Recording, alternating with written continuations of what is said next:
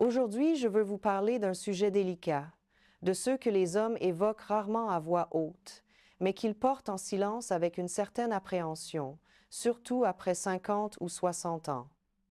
Il s'agit de la perception que le pénis devient plus petit.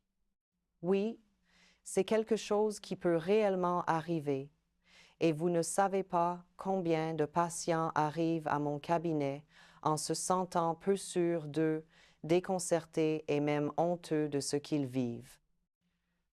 Mais la première chose que je veux clarifier, c'est qu'il n'y a rien dont il faille avoir honte.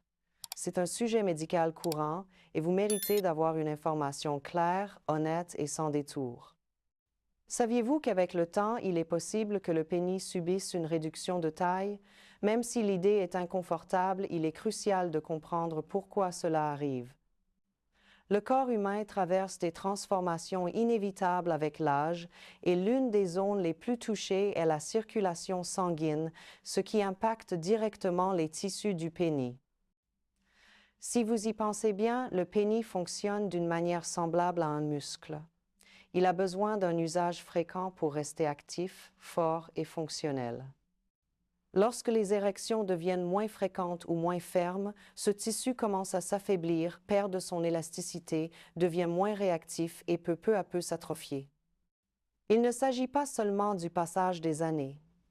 Il existe des causes spécifiques qui accélèrent ou aggravent cette condition et il est fondamental de les connaître pour prévenir ou inverser le processus. L'une des principales raisons est la dysfonction érectile. Lorsqu'un homme cesse d'avoir des érections complètes et vigoureuses pendant une période prolongée, son pénis cesse de recevoir le stimulus nécessaire. Imaginez un instrument de musique rangé pendant des années sans être utilisé. Les cordes s'oxydent, le son s'éteint. Quelque chose de similaire se produit ici. Les tissus ont besoin de mouvement, d'expansion, de contraction. Sans cela, ils perdent leur vitalité. Et ce n'est pas tout. Certaines conditions de santé y contribuent aussi silencieusement. Des maladies chroniques comme le diabète ou les problèmes cardiovasculaires affectent gravement la microcirculation. Le pénis, ayant de très petits vaisseaux sanguins, est l'un des premiers endroits où l'on remarque cette diminution du flux. Le diabète, par exemple, endommage ces vaisseaux de manière subtile, empêchant l'arrivée d'oxygène et de sang suffisant dans la zone, et sans sang, il n'y a pas de santé des tissus.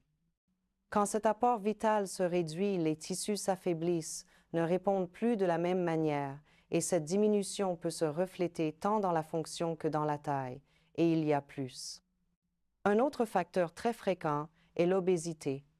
L'excès de graisse dans la zone abdominale et pubienne peut donner l'impression que le pénis a rétréci alors qu'en réalité il est recouvert par cette couche de graisse. Ce n'est pas seulement un effet visuel, car l'obésité interfère aussi avec la circulation, ce qui aggrave encore davantage la situation. En outre, certaines interventions chirurgicales peuvent laisser une empreinte durable. La prostatectomie, par exemple, c'est-à-dire l'ablation de la prostate, provoque souvent des changements structurels. Il n'est pas rare que les patients remarquent une légère rétraction de l'organe après l'opération. Cela se produit parce que, durant le processus, se forme un tissu cicatriciel qui altère la longueur apparente du pénis et affecte parfois même sa fonctionnalité. Toutes ces causes sont réelles, documentées et observées chez de nombreux hommes à partir d'un certain âge. Mais je veux que vous sachiez quelque chose de très important. Cela ne signifie pas que tout est perdu. Il existe encore des façons de reconnaître les changements à temps et d'agir.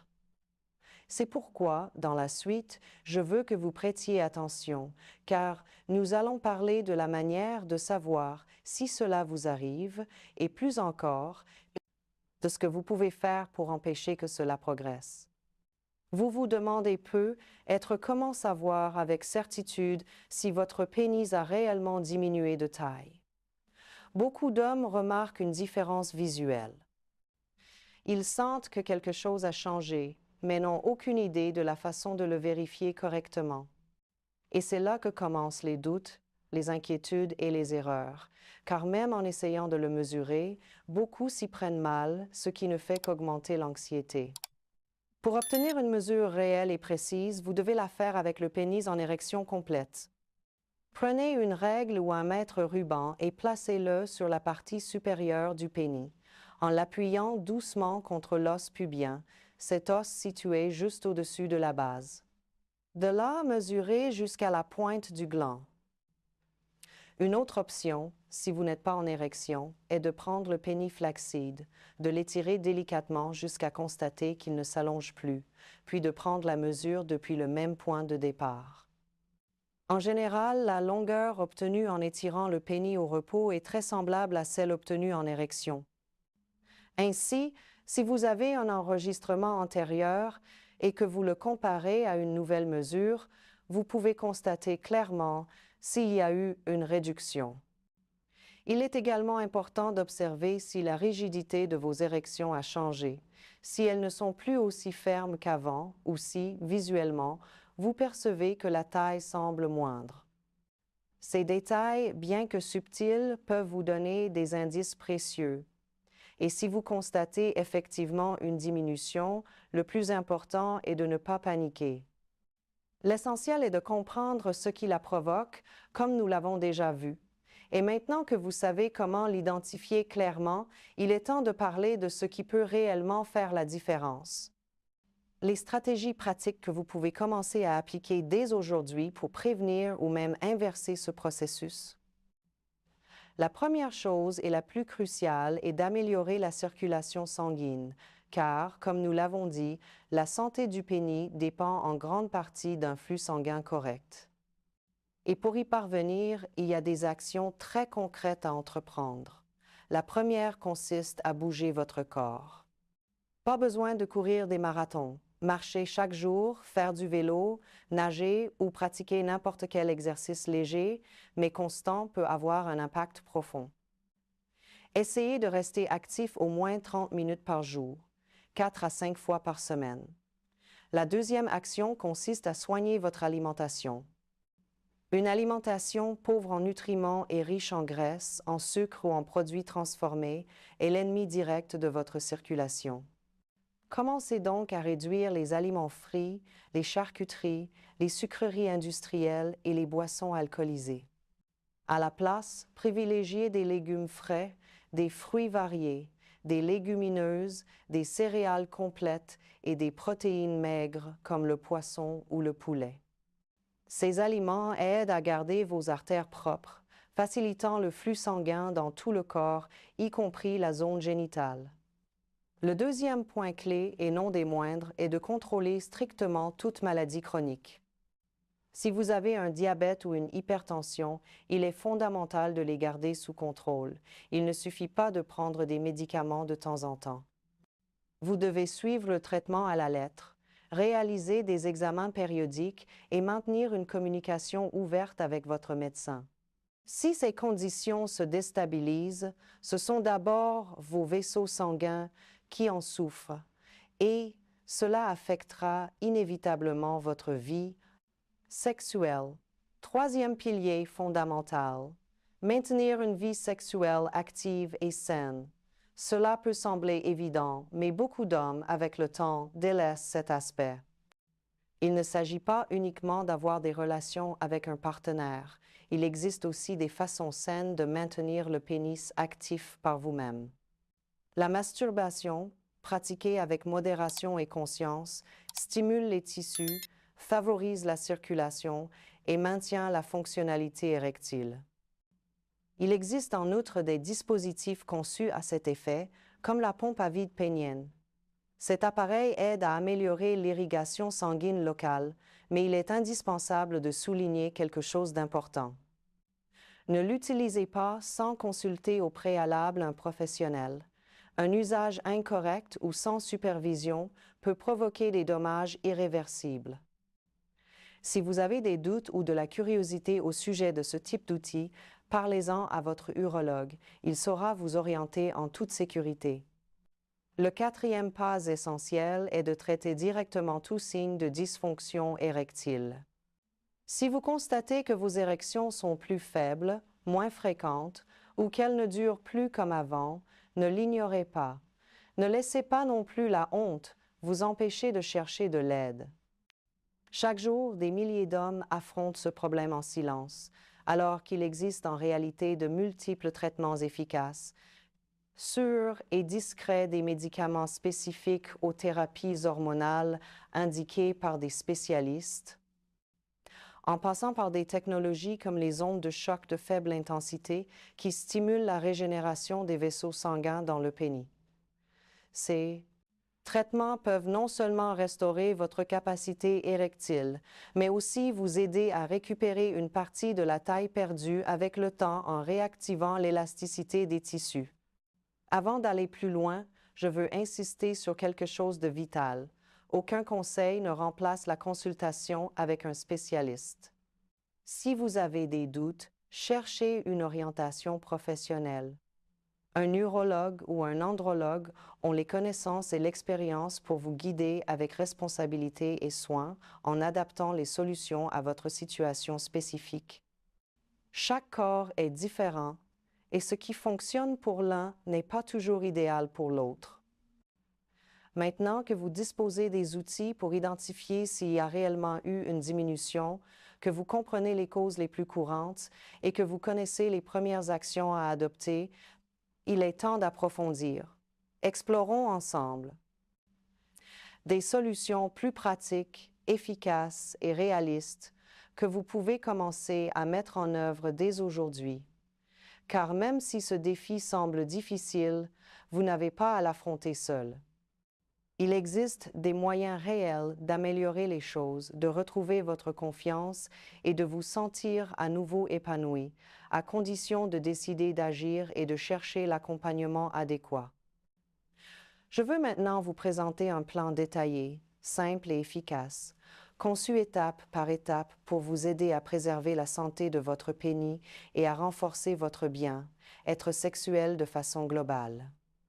Cette méthode ne requiert rien de compliqué, seulement de l'engagement et de la constance.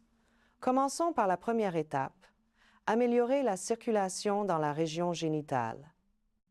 Une bonne circulation est, sans exagérer, le pilier le plus important pour conserver la taille et la vitalité du pénis au fil des années. Plus le sang afflue correctement vers cette zone, plus grandes sont vos chances de maintenir non seulement la fermeté, mais aussi les dimensions naturelles de votre organe. Et pour y parvenir, vous pouvez commencer par quelque chose de très simple, marcher 30 minutes par jour. Il n'est pas nécessaire que ce soit à vive allure, l'important est de le faire régulièrement. Ce mouvement quotidien stimule le flux sanguin général et, en particulier, vers la zone pelvienne. Vous pouvez en outre ajouter des exercices doux comme des squats légers et des étirements. Ces mouvements activent des muscles fondamentaux, y compris les muscles pelviens, qui jouent un rôle essentiel dans l'irrigation sanguine de la zone génitale. La deuxième étape concerne ce que vous mettez dans votre assiette. Certains aliments sont de véritables alliés de votre circulation, par exemple la betterave et la pastèque, qui contiennent des composés naturels stimulant la production d'oxyde nitrique, une molécule clé pour ouvrir les vaisseaux sanguins et améliorer le flux. Vous pouvez également inclure des fruits à coque, comme les noix et les amandes, riches en bonne graisse qui protègent les artères. Et n'oubliez pas les poissons riches en oméga 3, comme la sardine ou le saumon, qui aident à maintenir des vaisseaux sanguins souples et sains. À l'inverse, il est fondamental d'éviter ce qui nuit. L'excès de sucre, les sucreries industrielles, les graisses saturées, les fritures industrielles, l'alcool en excès et le tabac. Chacune de ces choses entrave votre circulation et affecte directement votre santé intime. La troisième étape consiste à réduire l'excès de poids. Si vous avez de la graisse accumulée au niveau de l'abdomen, la perdre améliore non seulement votre santé générale, mais fait aussi paraître le pénis plus long, puisqu'il n'est plus dissimulé sous cette couche de graisse. Moins de graisse dans la zone pubienne signifie plus de visibilité et de fonctionnalité. Pour cela, l'idéal est de suivre un régime équilibré. Et si vous le pouvez, consultez un nutritionniste pour recevoir un accompagnement personnalisé. De plus, Pratiquez des exercices aérobiques comme la marche, la natation ou le vélo. La constance est ce qui apporte des résultats. La quatrième étape consiste à rompre avec un mythe dangereux. Pensez que si vous n'avez pas d'activité sexuelle fréquente, ce n'est pas grave. Le pénis, comme tout autre tissu, a besoin d'une stimulation régulière. S'il n'est pas utilisé, il s'affaiblit. C'est pourquoi, même si vous n'avez pas de partenaire, il est important de le maintenir actif. La masturbation saine et modérée est une pratique recommandée car elle aide à maintenir l'élasticité et la circulation dans la zone. Et si vous le faites avec une orientation médicale, vous pouvez également bénéficier de l'usage de dispositifs comme les pompes péniennes qui favorisent l'irrigation. Cinquième étape, prenez en charge la dysfonction érectile. Laisser ce problème sans traitement peut avoir des conséquences sérieuses, dont l'une est la réduction réelle de la taille du pénis. Si vous constatez que vos érections sont plus faibles, moins fréquentes ou moins durables, ne l'ignorez pas. Plus tôt vous consulterez un médecin, plus il sera facile d'inverser la situation. Aujourd'hui, il existe de multiples options thérapeutiques sûres et efficaces, des médicaments aux thérapies par ondes de choc, en passant par des traitements au laser ou même une substitution hormonale si elle est indiquée. La sixième étape consiste à effectuer des contrôles médicaux périodiques. Consulter régulièrement l'urologue, surtout après 50 ans, peut faire une grande différence. Faites des examens comme l'échographie Doppler pénienne, des analyses hormonales et d'autres tests qui évaluent de manière précoce toute altération de la fonction et de la circulation du pénis. La prévention est toujours plus puissante que la correction. Septième et dernière étape, ne négligez pas votre santé émotionnelle. Beaucoup d'hommes ne se rendent pas compte à quel point l'état mental influe sur leur vie sexuelle. L'anxiété, le stress, la tristesse ou une faible estime de soi peuvent affecter profondément vos performances et votre perception de vous-même. Parler de vos préoccupations avec quelqu'un de confiance ou avec un professionnel peut alléger des charges que vous portez depuis des années. Cherchez en outre des moyens de vous détendre, méditez, faites du yoga ou trouvez un passe-temps qui vous apporte de la joie. Et maintenant, je veux que vous prêtiez attention à quelque chose de fondamental. Si vous traversez cela, vous n'êtes pas seul. Des milliers d'hommes ressentent la même chose que vous, et beaucoup ont obtenu des résultats positifs lorsqu'ils ont décidé de chercher de l'aide et de suivre les bonnes orientations. Votre estime de vous, votre sécurité et votre bien-être ne sont pas liés uniquement à la taille de votre pénis. Mais cela ne signifie pas que vous ne pouvez pas prendre soin de cet aspect de votre santé avec dignité et engagement. Si vous êtes arrivé jusqu'ici, je vous remercie de tout cœur pour votre confiance. Partagez cette information avec quelqu'un qui en a besoin, laissez votre commentaire avec vos doutes ou vos expériences et surtout prenez soin de vous, car la chose la plus précieuse que vous ayez, c'est votre santé et vous méritez de vivre pleinement chaque étape de votre vie.